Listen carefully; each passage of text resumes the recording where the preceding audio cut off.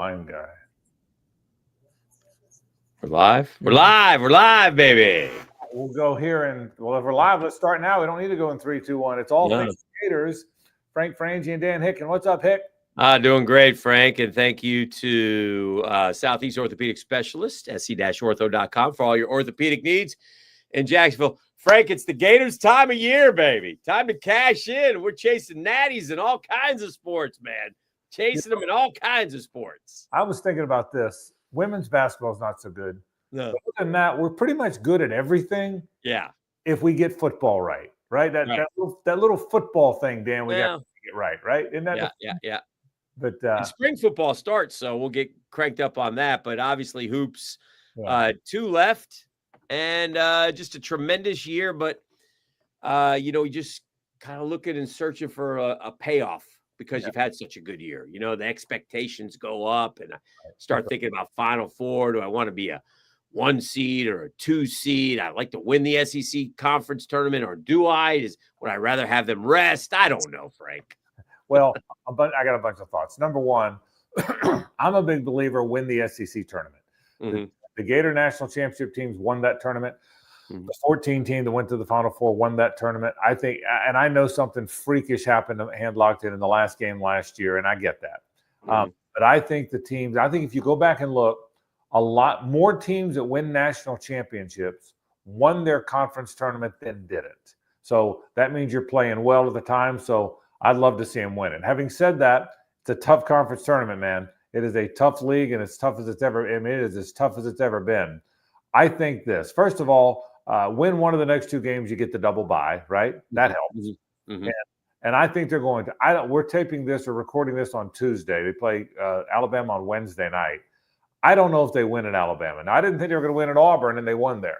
Mm-hmm. But I do think they're going to beat Ole Miss, regardless of what happens with Alabama. Mm-hmm. So it's almost a house money game. I do think, Dan, they've got to win both games to still have a chance at a 1 seed. Do you agree with that? Yeah, for sure, yeah. Frank, can I call time out for just a second? Yes. Can I call time? Frank, what's the name of this podcast? All Things Gators. Okay. Now, with all due respect, Frank. Yeah.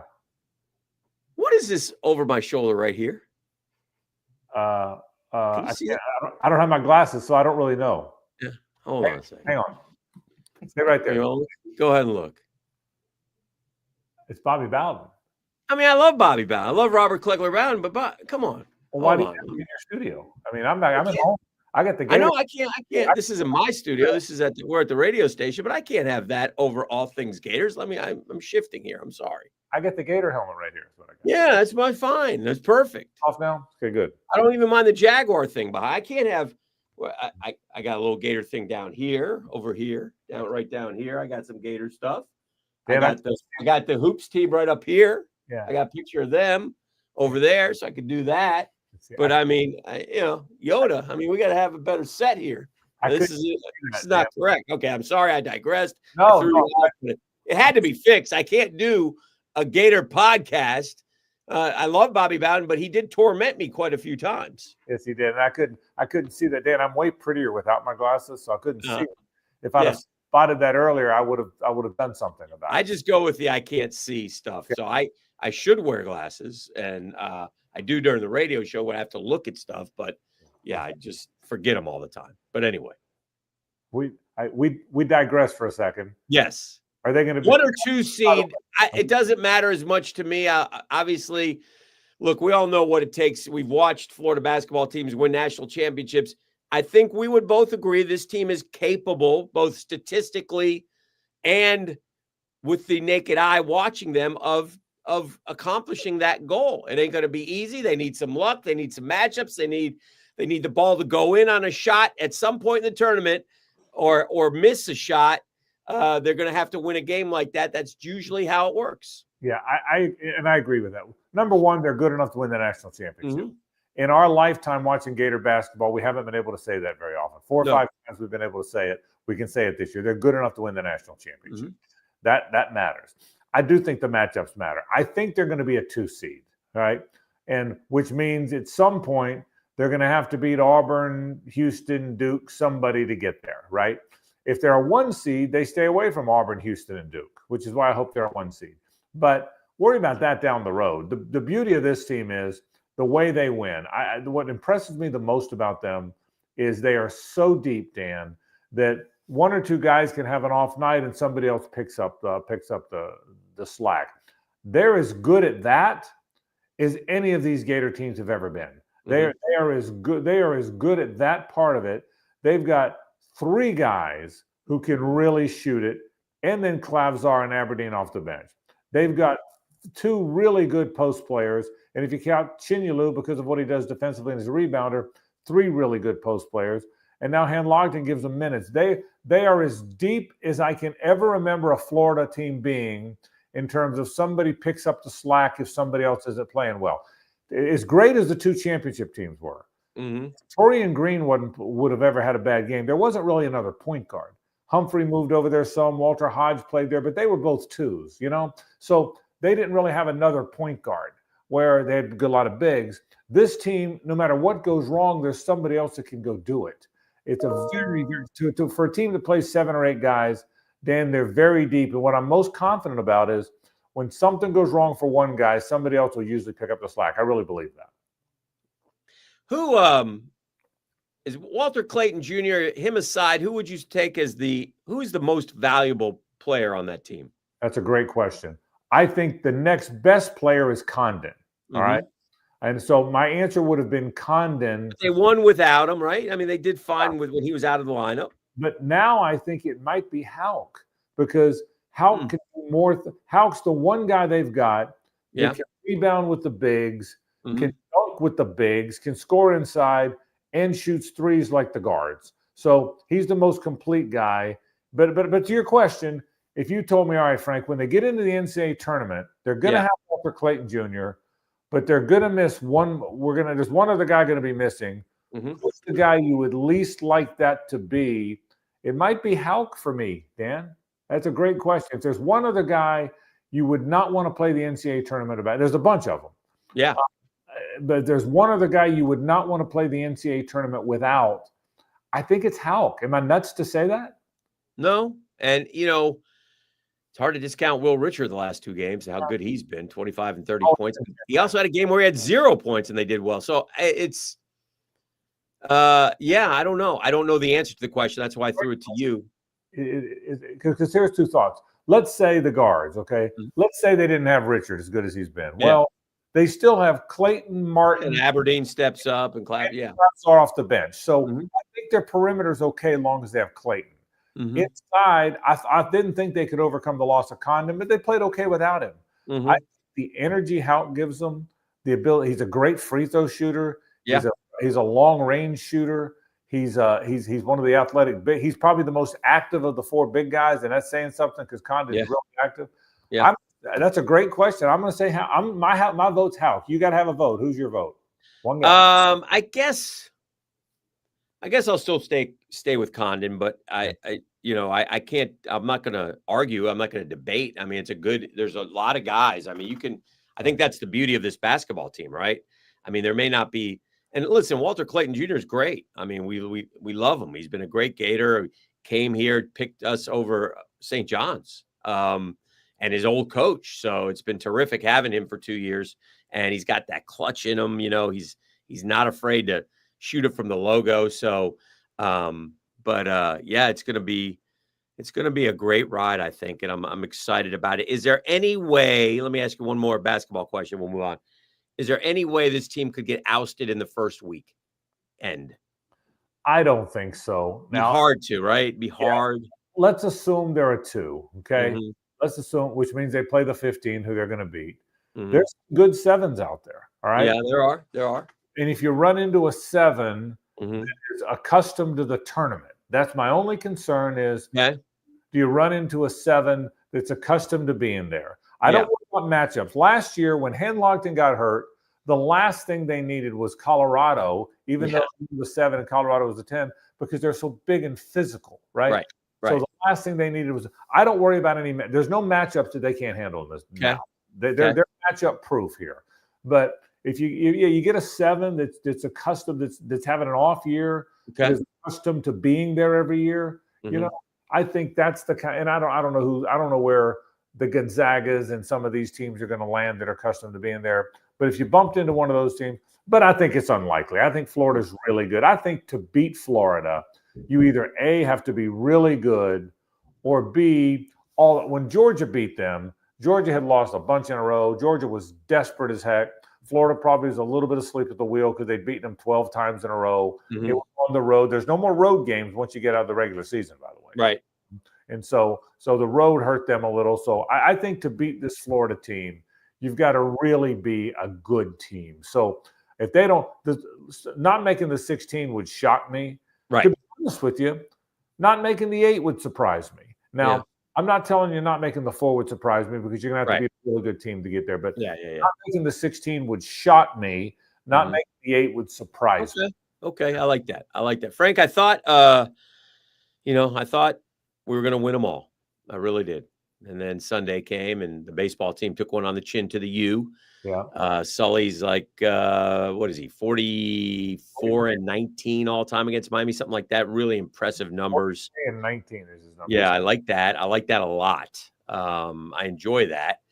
I like them coming up. I like Florida taking care of business. Friday, Saturday, got a couple little injuries to deal with. Hopefully nothing serious. Curlin, though, looks like the shoulder. That could be a little bit of a time. But the one thing this Florida baseball team has that last year's didn't have as much of is depth. Yeah. You got some depth this year. Pitching let down. First time really all season on Sunday. So give me a little where you think they stand in a ultra competitive SEC as we are getting closer to starting conference play. I talked to Sully. I had Sully on the program a couple weeks ago, and we were laughing about the SEC basketball coaches talking about, wow, how good the SEC is. Yeah. Sully's like, welcome to my world. Okay, I play in this thing every year where we have 11 teams go to the tournament or whatever it is. Yeah. I think what happened on the weekend, Florida's really good. They have a really good team. They need to be because the league's brutal and FSU's really good, and they open with Tennessee in the league, so it's good. I think Coppola getting hurt, and I don't know what his injury is. I think Coppola getting hurt forced Aiden King, who's really good. You probably know Aiden. He's the Jacksonville kid, pitched at Bishop Snyder.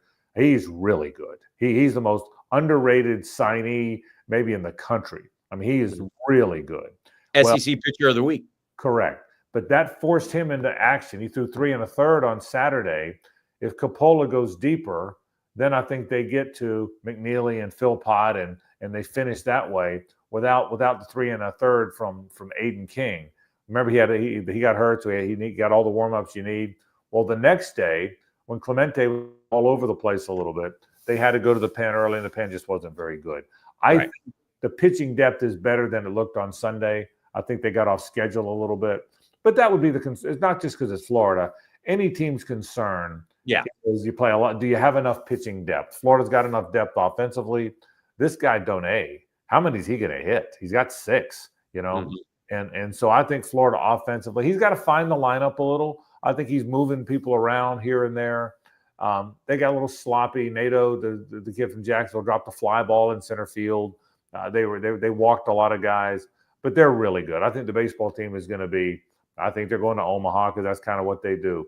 17 years, Sully's been to Omaha 10 times. Can you imagine? 10. In his 17 years as the Florida baseball coach. Yeah. So I think they're going to be okay. Yeah, I'm excited. I'm enjoying it already. I'll just say this from football. I thought it was a good sign for the program that they had 9 kids at the combine. Right. And I think a lot of those guys outperform maybe expectation at the combine. Agreed. And I think that's neat. I like, DK smooth. We've watched him obviously this year, very smooth, became their, one of their go-to receivers, faster than everybody thought, I think, looking at the 40. So Shamar James getting some love. I think there's a lot of potential, and that's a good sign for Billy Napier and his program going forward.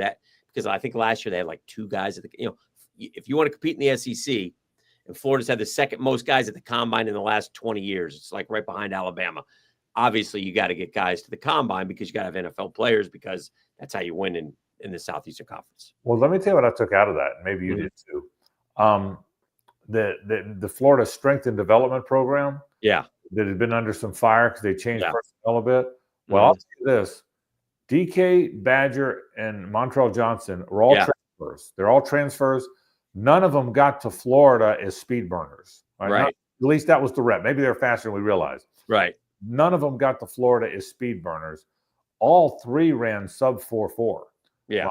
Jim DK, Elijah Badger, and Montrell Johnson all ran sub 4.4. Shamar James was the fastest linebacker there. So I'm thinking, whoa, either A, they were way faster than we thought, or B, they really made them fast at Florida. They really developed them. So, yeah, the fact that there was 9 guys there, many of them played well. Cam Jackson was very good there. I think Graham Mertz is going in the middle of the draft, by the way. Okay. So I love the fact that they were all there. Now, that's the upside. The downside is, why didn't DK and Badger look faster in that offense? You know what I mean? Right. Eugene Wilson looks fast. Yeah. But no, I think the fact there were 9 guys there, that the Florida Athletic Football or the strength program developed them into really fast athletic guys, I think it's a great sign. One thought I had about football. Here's what I don't know. Florida had essentially took 5 guys in the portal, lost 13, brought in 5. All these portal reviews, Florida doesn't rank anywhere because everybody else brought in a bunch, FSU, LSU, and Florida didn't bring in very many. Is it a bad sign that Florida, who's been active in the portal, wasn't very active this year? Or is it a good sign that the roster is loaded enough that they could be choosing, they didn't need to go take guys? What's your take? Which of the two is that in your mind? All right, I'm going to lean toward being a positive guy. Let's hope it's a good sign. I think that they know. I think they chose to spend their dollars and try to keep guys to come back for an extra year, and they were fairly successful with that. So, yeah, I think that there's some guys who are going to step up this year. I think we got a lot of guys in the defensive backfield, for example. I think we got a lot of veterans on the O-line, for example. I think we're fine at running back. Obviously, we know what we got at the quarterback spot. So, how the receivers come in. Now we shored up a little bit there. I'm going to look at the positive side of this one, Frank. Let's go positive on this. Okay, and I'll come with you. So it got me thinking about positions. Yeah. Think about this. Austin Barber could have come out and gone to that combine. He came back. He's the left tackle. Najee Harris, left guard, is a really physical player. Jake Slaughter might have been the best center in the country last year. He was a first-team All-American. He came back. Right. Adrian George wasn't was a pretty good guard. All right. He came back. So 4 starters are back. They lost Crenshaw Dixon, the right tackle, but Bryce Lovett's back. Cameron Waits is back. Devin Manuel's back. They got all those guys, Westfall and those guys who haven't even played yet. Right. Are we looking at a team that has one of the best offensive lines in the country? Am I overstating that? Because all of a sudden, if you have the best offensive line in the country or one of those, boy, that can solve a lot of problems. Oh man. I'm looking and obviously you got the really good backfield, the great running back room. You got Lagway back. My goodness, I get this feeling. You get the receiver that came in from UCLA plus Mizell and Wilson. Am I crazy to think that if Billy can call the right plays, and I'm still not sure he can, I'm not going to lie about that. They might be like really good on offense. Have I lost my mind to think that? I don't think you've lost your mind. And I think that, for Florida, I think they need to take that step. Yeah. And it would be great for everyone around, including Napier, if they were one of the better. And again, if you go back and look at SEC offenses and where they ranked, they weren't, they want to get up in there. They want to get in the top, top 2 or 3, quite frankly. And if you can do that, then sky's the limit. And we'll be talking about the college football playoff, which I'll state this all off season long. I think that's a fair goal, a fair and realistic goal is to be in the top 12 in the country and get into the playoff.